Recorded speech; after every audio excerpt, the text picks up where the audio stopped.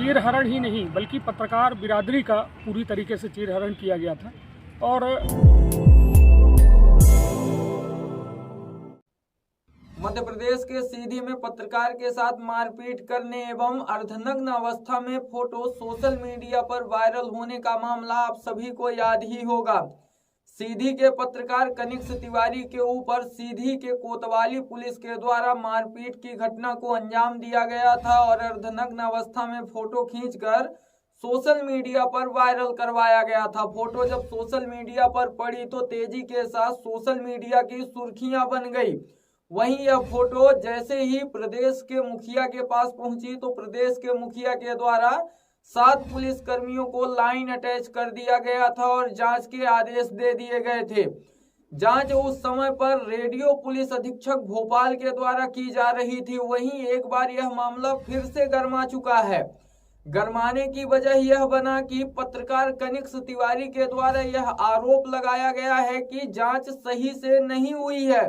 जांच सही से न होने की वजह यह बताई जा रही है कि थाने में लगे सीसीटीवी फुटेज नहीं आ पाए हैं। वहीं जिस वक्त पत्रकार के साथ मारपीट की घटना को अंजाम दिया गया उस वक्त थाने में जितने पुलिसकर्मी मौजूद थे उन पुलिसकर्मियों के मोबाइल नंबर की सीडीआर निकाली जानी चाहिए। पत्रकार के द्वारा साफ तौर पर यह आरोप लगाया गया है कि जांच सही से नहीं हुई है, सिर्फ खाना पूर्ति कर दी गई है और हीला हवाली करके मामले को रफा दफा करने की कोशिश की जा रही है। मध्य प्रदेश के मुखिया के द्वारा एक तरफ यह बोला जाता है कि पत्रकारों का अपमान किसी भी तरह से सहन नहीं होगा, लेकिन दूसरी तरफ मध्य प्रदेश के सीधी से ऐसी तस्वीरें निकलकर सामने आती हैं जिससे पूरा देश शर्मसार हो जाता है और पत्रकार को सरकार के द्वारा सम्मान भी दिया जाता है। लेकिन सीधी से जो तस्वीरें सामने आई थी वह शर्मसार कर देने वाली तस्वीरें थी और बहुत ही निंदनीय तस्वीरें थी। वहीं पत्रकार के द्वारा यह आरोप लगाया गया है कि भाजपा विधायक के दबाव में प्रशासन इस तरह से कार्य कर रहा है और मामले को दबाने की कोशिश कर रहा है। पत्रकार कनिष्क तिवारी सिगरौली के पुलिस अधीक्षक कार्यालय पहुंचे और वहां पर पूछताछ के लिए कनिष्क तिवारी को बुलाया गया था और कनिष्क तिवारी से सवाल जवाब किए गए। कनिष्क तिवारी जब अपना जवाब देकर वापस आए तब उनसे जब बात की गई तो कनिष्क तिवारी के द्वारा साफ तौर पर यह बोला गया कि मामले को दबाया जा रहा है और सीसीटीवी फुटेज और सीडीआर अभी तक नहीं उपलब्ध हो पाई है। वहीं अब इस मामले की जांच सिगरौली पुलिस अधीक्षक को सौंप दी गई है और सिगरौली पुलिस अधीक्षक के द्वारा जांच की जा रही है। इसी खबर पर ज्यादा जानकारी देने के लिए और हमसे बातचीत करने के लिए फोन लाइन पर हमारे साथ कनिष्क तिवारी जुड़ चुके हैं। कनिष्क जी, सबसे पहले हम आपसे जानना चाहेंगे आखिर क्या था वो पूरा मामला जिसके कारण से वो काली रात आप लोगों को देखनी पड़ी। जी, मैं आपको बता दूं वो काली रात सिर्फ कनिष्क तिवारी की रात नहीं थी, वो एक पत्रकारिता के लिए काली रात थी, क्योंकि पत्रकार हमेशा समाज के उन दबे कुचलों की आवाज है जिनकी आवाज शायद तक उन हुक्मरानों तक नहीं पहुंच पाती है जिनको शायद अपने से सुनना चाहिए। और जब ये सारा कुछ हुआ तो निश्चित तौर पर मैं और मेरा परिवार और वो पत्रकारिता का जो कहा जाए कि समाज है वो पूरा कहीं ना कहीं एक कलंकित होने का काम हुआ था।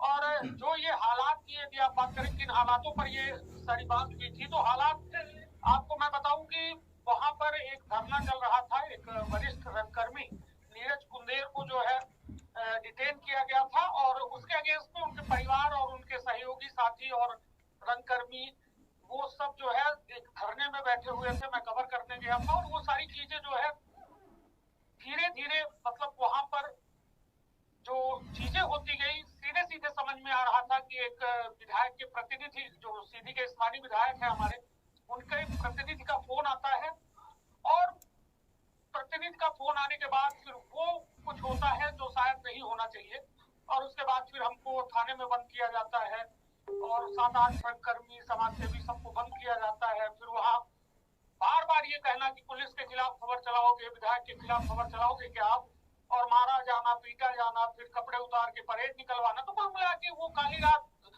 जो है शायद वो मेरे जीवन के साथ ही जाएगा। जिस दिन मैं जाऊंगा उस दिन जाएगा मेरे जीवन से। हालांकि न्याय की लड़ाई में मैं लड़ रहा था, उम्मीद कर रहा था कि सरकार कुछ करेगी, क्योंकि पत्रकार शब्द जुड़ा है और पत्रकार को यदि हटा दीजिए, क्योंकि स्थानीय विधायक जो है केदारनाथ शुक्ला और उनके पुत्र ने मुझे सोशल मीडिया में ये साबित कर दिया कि मैं फर्जी पत्रकार हूँ। हालांकि ठीक है, वो उनका वो है, क्योंकि पत्रकार मैं हूँ और मैंने पत्रकारिता की है, उसके लिए मुझे किसी से प्रमाण पत्र की आवश्यकता नहीं है, ना विधायक के ना उनके पुत्र की।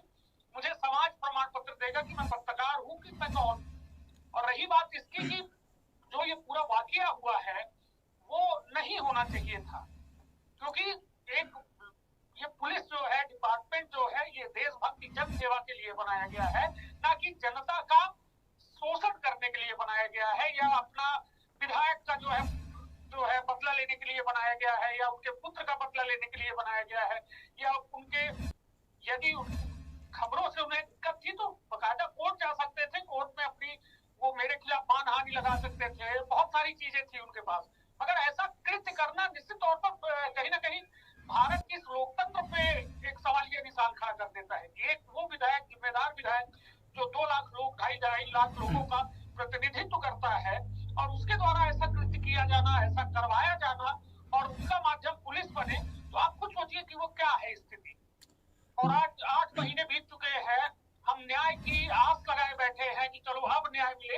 हालांकि किसी के पद से हट जाने से या बर्खास्त हो जाने से हमें न्याय नहीं मिलेगा। हमारा न्याय ऊपर वाला मुझे लगता है अब कर पाएगा, क्योंकि इस जमीन में न्याय करने की ताकत नहीं है। क्योंकि हम देख रहे थे कि सारी चीजें सीसीटीवी में रिकॉर्ड हो रही थी, हमने खुद मॉनिटर अपने आंखों से देखा था, मगर जब अभी हमें पता चला कि उसमें सीसीटीवी का कोई जिक्र नहीं है और ये बता दिया गया कि सीसीटीवी में कोई रिकॉर्डिंग हुई ही नहीं, तो अब सीधे सीधे मैं समझ सकता हूँ कि ये जांच पूरी तरह से एक कागज वाली जांच है।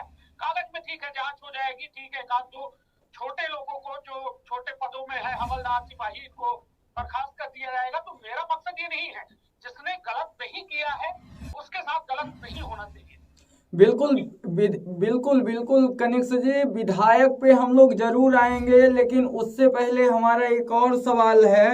आपके साथ जो घटना घटित हुई उसके बाद आपके साथ जो घटना घटित हुई उसके बाद शासन और प्रशासन स्तर पे आपको क्या सहयोग मिला, क्योंकि उस समय पर प्रदेश के मुख्यमंत्री भी एक्टिव नजर आ रहे थे। जी बिल्कुल, आपको बता दूं कि आप सहयोग की बात करते हैं, सहयोग तो उन्होंने 17 घंटे लॉकअप में बंद करके कर दिया था मेरा, क्योंकि वो शासन प्रशासन का ही हिस्सा है। मैं मुख्यमंत्री शिवराज सिंह चौहान, डॉक्टर नरोत्तम मिश्रा का मैं खुद सम्मान करता हूँ, क्योंकि हमारे देश के वो एक प्रतिनिधित्व कर रहे हैं एक राज्य का, और वो राज्य जो है वास्तव में उस राज्य का मैं निवासी हूँ, और मुझे बड़ा भरोसा था मुख्यमंत्री शिवराज सिंह चौहान, डॉक्टर नरोत्तम मिश्रा पर। हालांकि उस समय लगा कि कुछ बेहतर होगा, लेकिन जब परिणाम 8 महीने बाद सामने निकल कर आते हैं, तो अभिषेक सिंह परिहार जो मुख्य इस पूरे जो मतलब 17 घंटों की कहानी है, उसके मुख्य कहा जाए कि व्यक्ति है जिन्होंने फोटो खींची, वायरल की और सारी चीज, उनका नाम ही उस जांच से हटा दिया गया।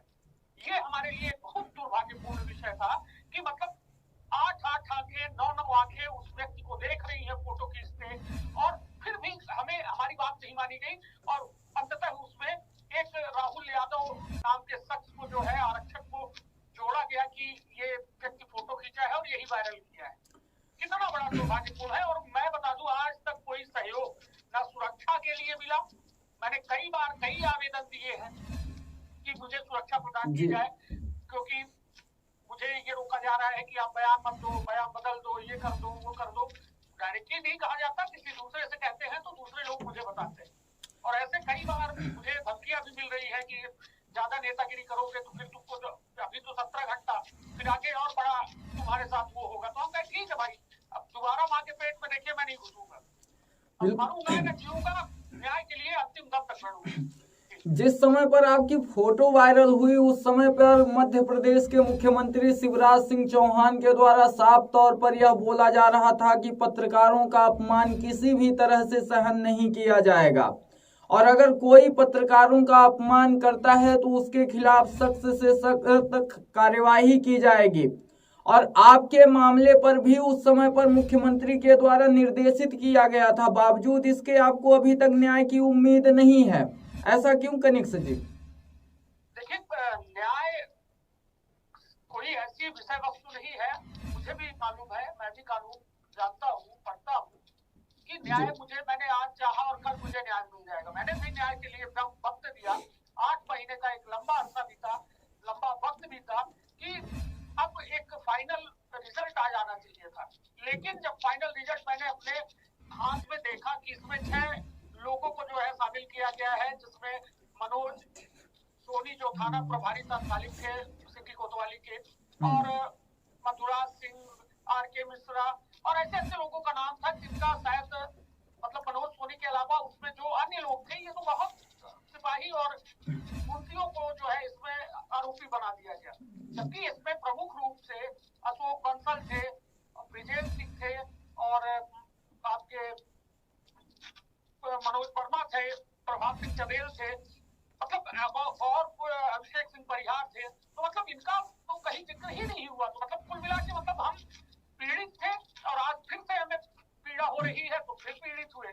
तो कहाँ मिला न्याय?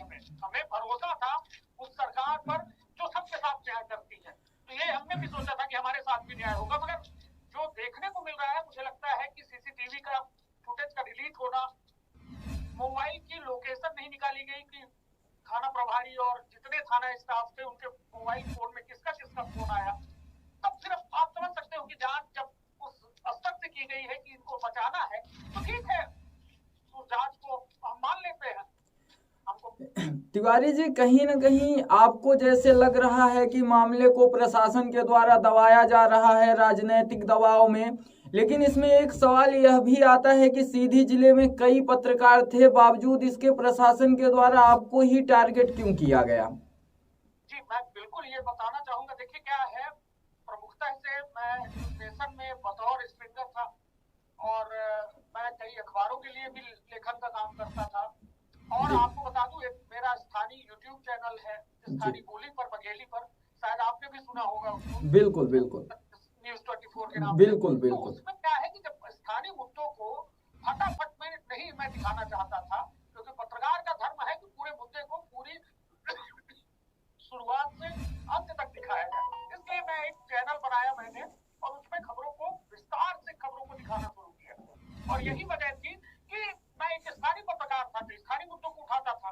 और जब स्थानीय मुद्दों को मैंने उठाना शुरू किया तो उसमें एक स्थानीय विधायक की जिम्मेदारी बनती है, जवाबदारी बनती है, और वो जवाबदारी जब नहीं निर्वहन कर सकते हैं, नहीं उस पर जो है वो बोलना चाहते हैं, तब कहीं ना कहीं वो सोचते हैं कि सांप मतलब उस सांपे को मार दिया जाए और लाठी को बचाए रखें, अपने दायित्वों को निर्वहन न करके वो बल्कि हमारे पीछे दौड़ने लगे कि इसी को बंद करा दिया जाए, इसी का मुंह बंद करा दिया जाए।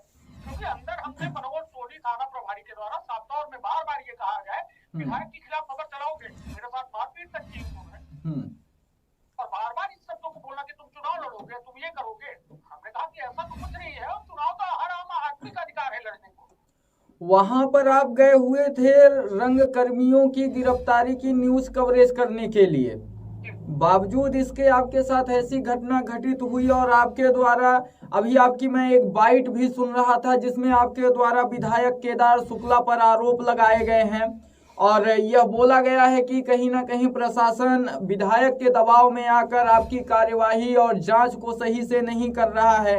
आखिरकार ऐसी कौन सी वजह आ गई कि आपके विधायक के द्वारा आपको टारगेट कर लिया गया और पूरा प्रशासन लग गया आपके पीछे? बिल्कुल, देखिए क्या है कि एक विधायक एक जनप्रतिनिधि होता है और एक लगभग 2 से 2.5 लाख लोगों का प्रतिनिधित्व करता है। थाना पुलिस उनके लिए बहुत बड़ी चीज नहीं है, बिल्कुल हमारे आपके लिए है, बिल्कुल बिल्कुल ठीक है। मगर उनकी बातों को मैं कैसे कहूँ भाई, सामने वाले मुझे यदि टारगेट कर रहे हैं तो क्यों कर रहे हैं? मैं तो खबर दिखा रहा हूँ ना।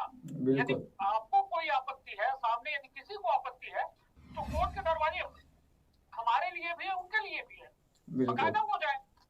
बिल्कुल वो सोचेंगे कि अपने सिस्टम का प्रशासन का उपयोग करके मुझे दबा लेंगे, पत्रकार को दबा लेंगे, तो मैं पत्रकारिता कोई व्यवसाय नहीं है मेरा। बिल्कुल पत्रकारिता मेरा जुनून है, मेरा जज्बा है और मेरे मन की वो ताकत है जो ये मुझे एहसास कराती है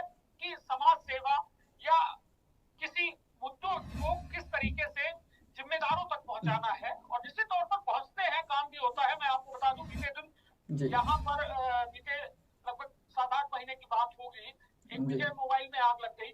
सीधी में एक टैंकर था पानी का, मतलब ये फायर ब्रिगेड था, जिससे आग बुझाने के लिए भेजा गया। उसका पानी खत्म हो जाता है, बेचारा गरीब, वो मतलब जो पाई जोड़ का दुकान खोला था, उसकी दुकान जलकर खाक हो जाती है। 20-25 लाख का सामान जलकर खाक हो जाता है। मैंने उस पर सवाल खड़े किए थे कि सीधी में आखिर क्यों नहीं है टैंकर, मतलब फायर ब्रिगेड।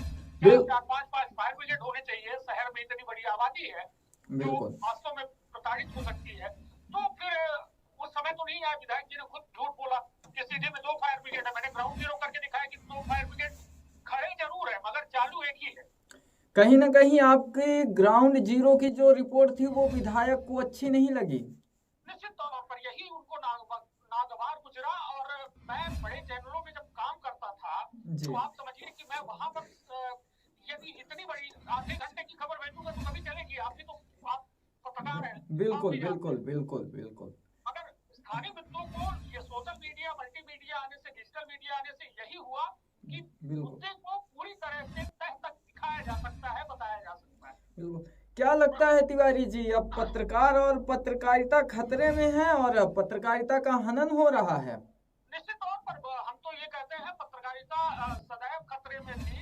यदि इतिहास पत्रकारिता का भारत में उठा के देख लिया जाए तो 1780 जब पहला पत्रकारिता का अखबार शुरू हुआ है अंग्रेजी का, बंगाल गजट, उस दौर में जेम्स अगस्टस हिक्की को जेल में भेज दिया गया था 1780 में अंग्रेजों के द्वारा।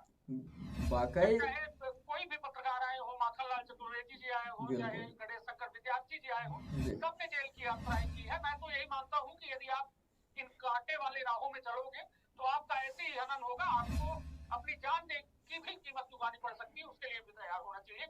क्योंकि ये पत्रकारिता की सुरक्षा और पत्रकार की सुरक्षा केवल और केवल सरकारों की ये जुमला है, जो कहीं न कहीं ये चाहे कोई भी सरकार हो, जरूरी नहीं कि भाजपा की सरकार हो या कांग्रेस की सरकार हो, हर सरकारों में यही देखने को मिलता है कि पत्रकारों की जब बात आती है तो चाहिए तो सबको कवरेज, सबको चाहिए कि हमारा जो है कोई राजनीतिक आयोजन है उसका पत्रकार कवरेज करे, अपने उसमें दिखाए। बीते दिन आपने देखा होगा शिवराज सिंह जी का एक वीडियो वायरल हुआ जिसमें बोल रहे थे कि पत्रकार कहाँ है। बिल्कुल, जनसंपर्क के अधिकारियों से बात कर रहे थे। अधिकारी पूछ रहे थे पत्रकार कहाँ है। पत्रकार सबको चाहिए, मगर पत्रकार की जब सुरक्षा की बात आए, पत्रकार पर कोई बात आए तो फिर पत्रकार का साथ जो है छोड़ देते हैं।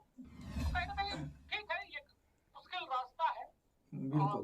उम्मीद यही है, आज भी उम्मीद है हमें मुख्यमंत्री शिवराज सिंह चौहान और डॉक्टर नरोत्तम मिश्रा से कि वो हमारी आवाज सुने, पत्रकारिता की आवाज सुने और कम से कम इतना जरूर करें कि कोई भी पत्रकार की इस तरह जो है हालत ना हो। क्योंकि मैं तो शायद जो है जेल गया, मगर बेचारे जो है हमारे भाई शायद न झेल पाए। तो शायद एक पत्रकारिता किसी की जान न ले, ये मैं चाहता हूँ। बिल्कुल, आपकी बात से मैं भी सहमत हूँ तिवारी जी। और हमारा एक और सवाल आपसे है, क्या आप अभी अपने आप को सीधी में सुरक्षित महसूस नहीं करते हैं? निश्चित तौर पर नहीं महसूस करता हूँ, इसीलिए मैं रीवा शिफ्ट हुआ। रीवा में अपना स्टूडियो मैंने खोल लिया जी। मैं सीधी में काम करता था, सीधी छोड़ दिया। क्यों छोड़ दिया? इसी वजह से छोड़ दिया। ठीक है, मेरे भी बच्ची है, मेरी माँ है, बिल्कुल मेरी बीवी है, तो उनको भी तो सुरक्षा चाहिए। ठीक है, मैं तो मर जाऊंगा, मगर उनका क्या होगा? बिल्कुल, मुझे उनको बचाने के लिए और अपने आप को भी सुरक्षित करने के लिए मुझे जगह बदलनी पड़ी। तिवारी जी, हो सकता है, जरूरी नहीं कि रीवा जाने से मेरा पूरा चीजें सारी व्यवस्थित हो गई। बिल्कुल, जिसकी नियत गलत है वो कहीं भी करा सकता है, कुछ भी करा सकता है। बिल्कुल तिवारी जी, क्या लगता है कि एक पत्रकार दूसरों को न्याय दिलवाने के लिए भटकता रहता है और दूसरों को न्याय दिलवाता है, लेकिन जब खुद पर न्याय की बात आ जाती है तो वह एक असहाय बन जाता है? क्या लगता है? देखिए क्या है, असहाय नहीं है। असहाय हम पत्रकार न कभी थे न कभी होगा जी, जीवन रहे या ना रहे जी, लड़ेंगे, मरेंगे या फिर जीतेंगे। बिल्कुल, हम तो इस पर काम करते हैं। और सर में भगत सिंह ने कभी नहीं सोचा होगा कि इस तरह भी दौर हमारे देश में किसी पत्रकार के साथ होगा। इसीलिए उन्होंने देश को आजाद कराया था और देश की आजादी में अपने आप को शहीद कर लिया था। बिल्कुल तिवारी जी, आप उनके अंदर वो हौसला था, वो ताकत थी, तब ना वो देश के लिए शहीद हुए। हम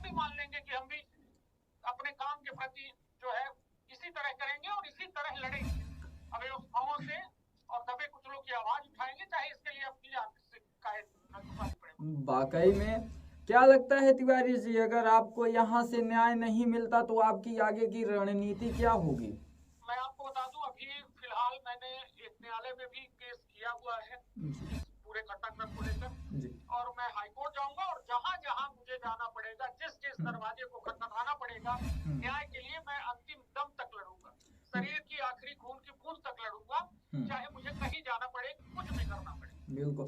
तिवारी जी, एक लास्ट सवाल आपसे। रेडियो पुलिस अधीक्षक भोपाल के द्वारा आपकी जांच पहले की गई थी और सिगरौली एसपी के द्वारा जांच की जा रही है। जी आपको बता दूं, रेडियो एसपी ने इस पूरे मामले में जांच करके अपनी जब रिपोर्ट सौंपी, उसमें विभागीय जांच इन पुलिस कर्मियों पर शुरू हुई है, जिसकी जांच अब सिगरौली एसपी वीरेंद्र सिंह जी के द्वारा की जा रही है। बिल्कुल, बहुत बहुत धन्यवाद तिवारी जी। उस काली रात के बारे में एक बार और चर्चा करना नहीं चाहता था, लेकिन करना जरूरी इसलिए था कि जो आपके साथ घटना घटित हुई वह किसी पत्रकार के साथ घटना ना घटित हो, इसलिए उस काली रात को एक बार फिर से याद दिलवाया गया। हमारे साथ जुड़ने के लिए बहुत बहुत धन्यवाद आपका। बहुत बहुत धन्यवाद आपका। ओके कनिष्क जी, क्या कुछ मामला था? आप अभी फिलहाल में यहाँ सिंगरौली पुलिस अधीक्षक कार्यालय आए हुए थे। मैं कनिष्क तिवारी वही पीड़ित पत्रकार हूं जिसके साथ बीते 2 अप्रैल 2022 में हमारा चीरहरण ही नहीं बल्कि पत्रकार बिरादरी का पूरी तरीके से चीरहरण किया गया था। और ये लगातार हम आज भी प्रताड़ित हो रहे हैं। प्रताड़ना के उस दौर की पराकाष्ठा तो हमसे पार की ही गई थी उन 17 घंटों में, जब हमें लॉकअप के अंदर बंद किया गया था, मानसिक शारीरिक हर तरीके से प्रताड़ित किया गया था। हमारी तस्वीरें वायरल करके हमें सामाजिक भी प्रताड़ित किया गया, सामाजिक सम्मान और सारी व्यवस्थाओं को बिल्कुल ख़त्म कर दिया गया। लेकिन आज 8 महीने बीत जाने के बाद भी हमारी स्थिति ये है कि हमें ना कोई सरकारी मदद है, ना कोई व्यवस्था मिली है, ना कोई सुरक्षा मिली है। लगातार धमकियां मिलती हैं कि हमारे खिलाफ जाओगे तो तुम्हारे साथ हम ऐसा कुछ करवा देंगे कि शायद तुम बयान देने लायक न बचो। हम रीवा में रहने लगे। मैं माखनलाल चतुर्वेदी संचार राष्ट्रीय विश्वविद्यालय का छात्र हूं और MA जर्नलिज्म कर रहा हूं। बार बार यहां से नोटिस आती है सिगरौली एसपी के यहाँ से कि आपको बयान देने आना है, कथन देने आना है, विभागीय जांच चल रही है। सवाल सबसे बड़ा मेरा ये है कि आखिर कितनी बार ये बयान लिए जाएंगे, कितनी बार कथन लिए जाएंगे, जबकि सारी बातें वस्तु स्थिति स्पष्ट हो चुकी है। जबकि रेडियो एसपी अमित सिंह खुद आए थे, पूरे मामले की जांच की थी। 6 पुलिसकर्मियों को थाना प्रभारी तत्कालीन मनोज सोनी सहित उन्होंने दोषी पाया था। हालांकि उनकी जांच में कई तरह की विसंगतियां हैं। प्रमुख आरोपियों को उन्होंने दरकिनार करके छोटे छोटे पुलिसकर्मियों को केवल उन्होंने दोषी माना और एक थाना प्रभारी को दोषी माना। पूरे मामले में आपको बता दूं कि CCTV उस दौरान चालू था। हमने खुद जो है मॉनिटर लगा हुआ था जो थाना प्रभारी के कक्ष में, उसमें देखा था कि CCTV चालू था। पूरे काले कारनामे उस CCTV में कैद थे, लेकिन जांच में वो सभी बिल्कुल दूध का दूध पानी का पानी हो जाता, इसलिए उस CCTV को पूरी तरह से नष्ट कर दिया गया।